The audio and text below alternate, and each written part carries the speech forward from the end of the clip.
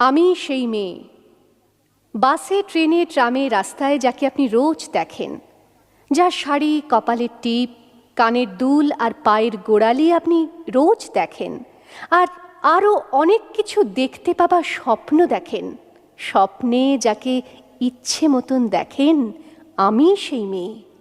বিহারের প্রত্যন্ত গ্রামে দিনের আলোয় যার ছায়া মাড়ানো আপনার ধর্মে নিষিদ্ধ, আর রাতের গভীরে যাকে বস্তি থেকে তুলে আনতে পাইক বরকন্দাজ পাঠান আপনি, আর সুসজ্জিত বিছানায় যার জন্য অপেক্ষায় অধীর হয় আপনার রাজকীয় লাম্পট্য, আমি সেই মেয়ে।